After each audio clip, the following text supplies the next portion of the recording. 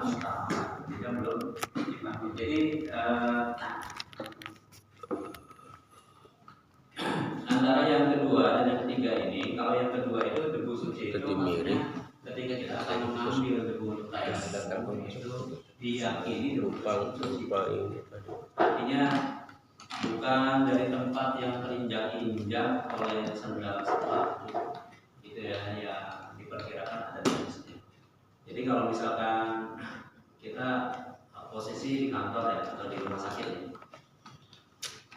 kita yakini sebenarnya di lantai itu ada debu yang bisa kita gunakan untuk tayamum. Tapi lantai ini itu kan ketika ngepelnya juga nggak suci mensucikan, karena di rumah sakit itu kalau ngepel itu sudah cuma sekali nolak dia dan airnya langsung menggunakan air yang dicampur dengan pewangi, artinya tidak bisa suci mensucikan. Maka kita yakini debu yang ada di lantai di rumah sakit itu enggak suci mensucikan, bukan debu yang suci yang memenuhi syarat untuk digunakan untuk tayamum. Bagaimana caranya biar kita mendapatkan debu yang suci? Mungkin bisa dari temboknya, bisa dari tembok atau dari horde-horde. Itu kita yakini ada debunya yang bisa kita gunakan untuk tayamum. Wa alla yakuna musta'malan, yang ketiganya debunya itu belum digunakan. Makanya sekali ngambil debu itu di satu tempat cuma sekali doang. Jadi misalkan kita yakin ada debu nih, kita ambil di sini, nih sebelah sini, kita ambil, kita gunakan untuk wajah misalkan. Nanti pindah ke yang lainnya, jangan ke yang tadi. Kalau yang ini berarti sudah digunakan, sudah musta'malan, tadi sudah diambil. Yang keempatnya wa alla yukhalitahu dakikun wa nahbuhu, debunya ini tidak tercampur dengan dakikun, tepung, wa nahbuhu dan sejenisnya. Jadi mungkin kalau misalkan di sini tuh ditabur-tabur dengan tepung, berarti sudah nggak bisa diambil karena sudah tercampur tepung dan semisal tepung itu maksudnya yang lembut-lembut kayak bedak gitu kan, tepung, bedak, terus apa lagi yang sejenisnya. Tepung yang seperti itu yang sudah tercampur dengan tepung dan sejenisnya itu tidak dapat digunakan untuk tayamum. Yang kelima, wa ayyak sidal, memang kita sudah berniat untuk melaksanakan tayamum. Debu yang kita siapkan juga memang sudah disiapkan. Kita menyengaja untuk melaksanakan tayamum. Yang keenam, wa ayyam sahawajhahu wa yadayhi bidor bataini. Nah, dalam mengusap wajah dan kedua telapak tangan tadi dengan 2 kali pukulan, di sini bahasanya bidor bataini, maksudnya 2 kali pengambilan gitu.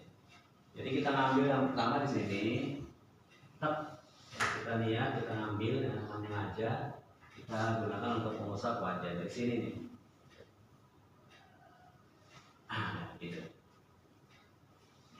Ini kayak kalau kita usap wajah kalau lagi wudhu gitu, kita usap. Nah, itu dorbatun pertama ya, pengambilan pertama. Pengambilan yang kedua di sebelahnya ini. Nanti kita gunakan untuk mengusap tangan. Jadi tangan dulu dengan menggunakan tangan yang kiri dari ujung jari tengah ini gini. Kita putar. Dan gini ya, ini sebelah sini kan berarti tadi udah kena. Kita putar ke sini. Tuh, selesai. Nanti dibalik ya. Tuh. Kita putar. Nah, jadi mengusapnya, meratakannya itu ya berbeda juga dengan yang kalau kita lagi wudhu. Nah, kalau wudhu mah benar-benar harus rata banget. Kalau ini kan ya nggak harus digosok-gosok begini kan. Satu kali aja, gitu. Ini satu kali aja. Ini satu ya. Iya. Yang tabakan jangan kena dulu. Jadi tak ambudi. Yang ini jangan kena dulu, karena ada debunya. Kalau diusap malah hilang. Ini tuh. Ke Oh, sampai situ ya. Sampai telapak lutut. Ini telapak telapak kanan. Oh iya. Ya jangan sampai kena telapak. kalau ini udah apa mustahmal kan Mas. Kalau Iya betul dari sini nih. itu berhenti sampai sini, nah berhenti sampai situ. Baru ya ini. Kedua ya. Wa ayyam saha wajahu wa ilaihi bidur bata ini yang tadi ya. Jadi ngambil untuk muka satu kali ngambil, kemudian yang selanjutnya mengambil lagi untuk tangan. Yang ketujuh, wa ayyuzilan najasata awalan. Hendaknya menghilangkan najis terlebih dahulu jika di badan kita ini ada najis. Nah, itu jika dalam kondisi kita bisa menghilangkan najisnya, tapi kalau misalkan orang habis operasi misalkan memang najisnya ada di tempat itu ya nggak bisa. Kayak misalkan mohon maaf kalau misalkan operasi biasanya kan operasi hernia itu yang nggak bisa buang kotoran itu kan harus pakai selang gitu ya nggak bisa kalau gitu dibiarkan saja. Tapi najis yang ada di penampungannya itu kita bersihkan terlebih dahulu, dibuang terlebih dahulu. Kalau habis operasi kita pakai kateter itu pakai kantong mie ya, buang air kencing gitu kan ya. Itu maksudnya najis yang ada itu dikosongkan dulu. Jadi berusaha dalam ini untuk membuang najis yang memang bisa dihilangkan, yang memang bisa dibuang. Tapi kalau misalkan adanya di tempat bekas operasi ya nggak bisa, itu membahayakan misalkan. Tapi kita yakini aja biasanya sih kalau tempat operasi itu kan tempatnya itu sendiri kan memang sudah bersihkan, tidak ada najis di situ. Yang ke-8 wa'aya sudahida fil qiblati qabla. Sebelum kita ngambil tadi bertayamum tadi, maka kita harus berusaha untuk mengetahui arah kiblatnya di mana. Kita berusaha untuk mengetahui arah kiblatnya di mana. Kalau sekarang kan mengetahui arah kiblat bisa dengan alat ya, dengan menggunakan program kompas yang ada di HP itu biasanya bisa. Tapi kalau misalkan di satu tempat itu ada petunjuk arah kiblatnya, domah dulu ke atas biasanya. Kalau di rumah sakit atau di hotel atau apa tuh kita lihat ke atas. Oh ya ada arah kiblat. Udah kita ikutin aja yang itu. Nggak perlu lagi nyari-nyari dengan kompas. Kita ikutin aja tuh arah kiblatnya. Atau bisa dengan nanya kepada petugas yang ada di situ. Ini wa'aya stayna fil qiblati qabla. Berusaha untuk mengetahui arah kiblat sebelum tayamum. Kesembilan wa'aya tayamum ba'da dzulil waqti. Nah ini penting nih. Jadi tayamum itu tidak boleh dilaksanakan sebelum masuk waktu sholat. Jadi harus kita pastikan dulu kita mau sholat zuhur. Begitu kita mau sholat zuhur, kita akan tayamum. Maka tayamumnya harus dilaksanakan setelah masuk waktu sholat zuhur, setelah terdengar azan, baru kita melaksanakan tayamum. Yang ke-10-nya wa'aya tayamum likulli fardhi. Hendaknya tayamum itu harus dilaksanakan likulli fardhin, untuk satu kali sholat fardu. Nanti mau sholat fardu berikutnya kita tayamum lagi. Ya. Kita mau sholat zuhur, kita ambil tuh waktu, kita ambil tayamum untuk satu waktu itu sholat zuhur. Ya. Setelah sholat fardunya kita laksanakan, boleh nggak kita nambah dengan sunnahnya? Ya boleh banget. Apalagi kalau ba'diyah zuhur itu kan, ba'diyah zuhur itu kan masuknya itu sunnahnya itu sunnah muakkad ya, sunnah muakkad ya, yang diutamakan. Jadi kita tayamum, kita sholat zuhur, baru melaksanakan sunnahnya. Gitu ya. Nah nanti pas masuk waktu asar juga demikian. Nunggu dulu waktu asar. Nunggu dulu waktu asar, baru kita melaksanakan sholat asar. Kalau biasanya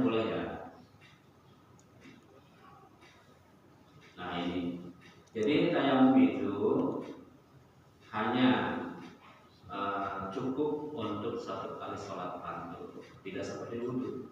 Kalau wudhu kan selama kita bisa menahan diri nggak batal gitu ya. Dari habis subuh nih, sholat subuh kita sebelum subuh bahkan kita wudhu, ada pemilihan subuh, sholat subuh tahan terus sampai zuhur pun nggak apa-apa. Kita sholat zuhur langsung tanpa mengulang wudhu kita. Itu beda dengan tayamum. Kalau tayamum itu hanya dilaksanakan satu kali tayamum untuk satu kali sholat fardu plus sunahnya. Faslun urut tayamumi satu. Kalau tadi adalah syarat-syaratnya tayamum, syarat itu sesuatu yang di luar yang harus ada.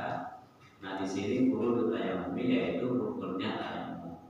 Itu satu ada 5. Al-awalu yang pertama nakluturobi tadi ya, memindahkan atau menyiapkan debu. Jadi mengambil itu yang tadi bahasanya dorbatun dengan dorbatain nakluturobi, kita ambil dulu ya nakluturobi. Yang keduanya asalnya aniyatun. Setelah nakluturobnya tadi baru kita niat.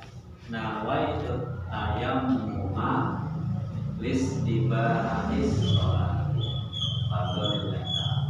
Nawaitu tayammuma listibahatis sholat fardhu lillah. Atau kalau di Indonesia kan saya niat tayammum untuk syarat dibolehkannya melaksanakan sholat fardhu lillah.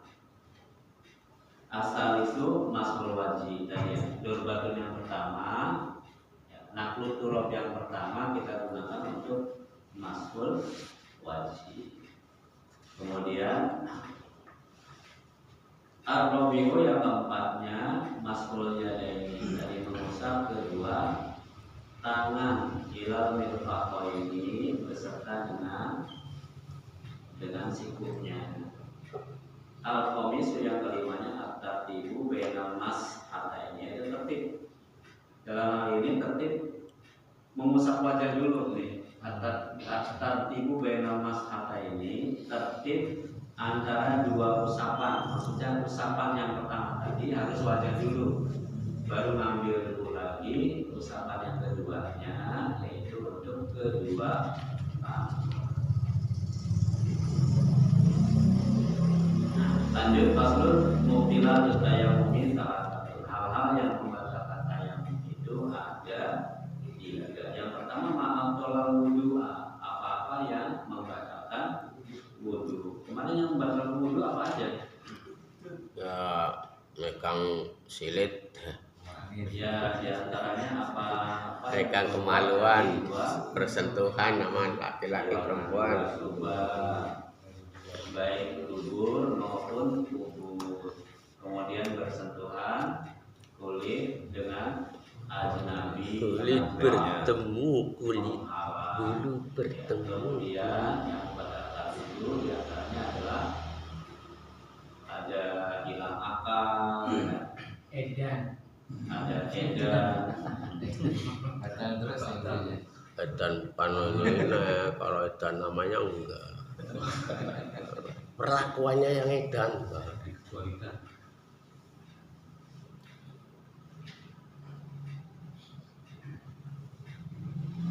di halaman 5 tuh ada. Coba kita ulang sedikit.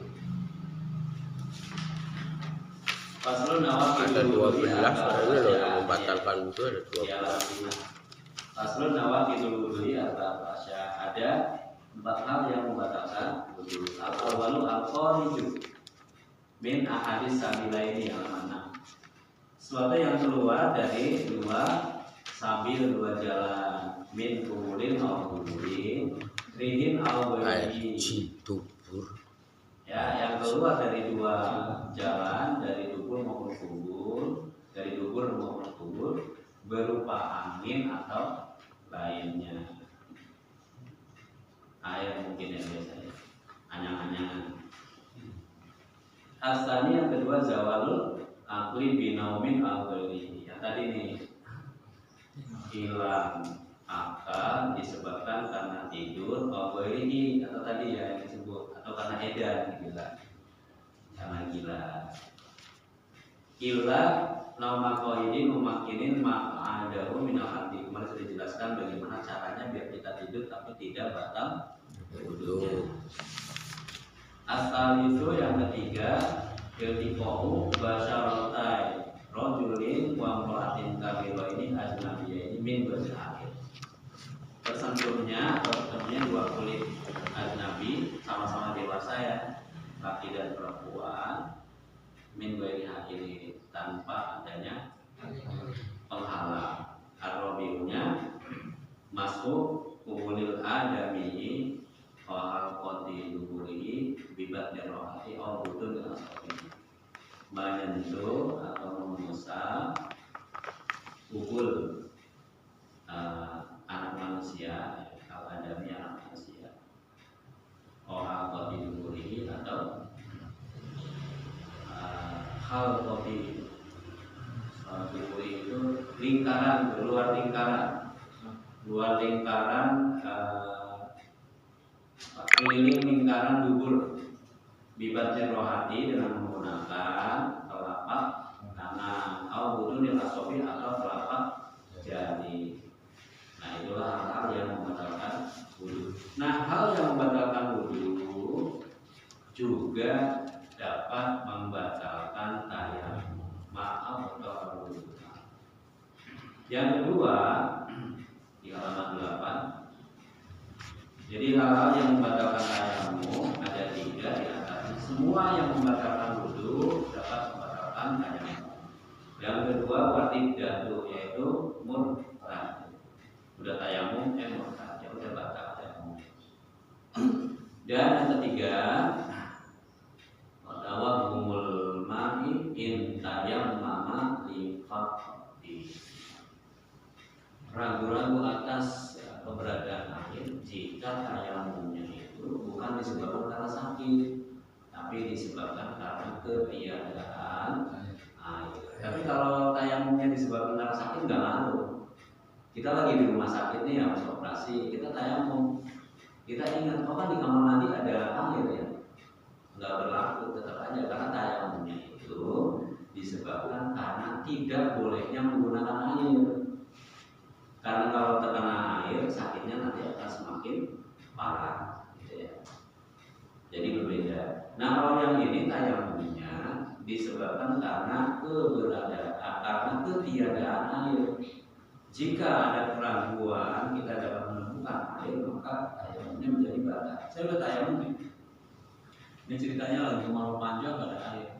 Saya lagi tayamum, sudah tayamum, kemudian pas mau sholat tiba-tiba saya ingat, oh iya itu kan di setu banyak air. Setu apa yang di sini tuh? Hitung. Setu Bungur. Ya. Begitu saya mau sholat, saya ingat di setu Bungur itu banyak air. Dan airnya kan bisa digunakan untuk tayamum, untuk wudhu. Ya, air setu itu, ya insya Allah walaupun kurang bersih, kurang higienis, tapi bisa digunakan untuk wudhu memenuhi syarat. Sudah ketika saya sudah tayamum saya ingat ada air maka tayamum saya menjadi batal.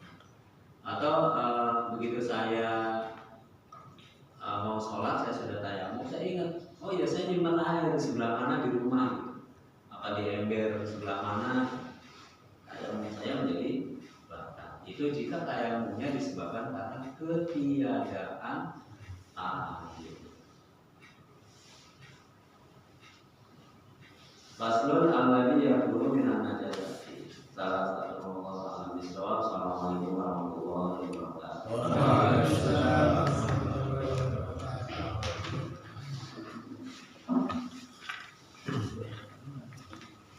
Kalau terkait tayamum yang di dalam bis Ustaz, dalam bis itu kan sekarang pakai AC itu. Nah itu gimana? Bisa nggak untuk kayak untuk tayamum ada debunya nggak kira-kira? Kalau kita bawa mikroskop ya mikroskop.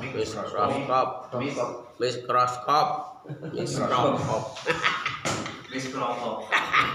Mikroskop. Mikroskop. Lambe bodin ya, lambe bodin susah. Kalau kita bawa mikroskop, kita senterkan ke misalkan di depan kita itu kan ada porsi ya, ada ya kita nemuin di situ ada debu. Walaupun menggunakan AC sekalipun di kamar kita ini misalkan ada yang menggunakan AC ya, kalau kita senter di dindingnya, di temboknya itu insya Allah kita dapetin debu. Jadi ya silakan aja.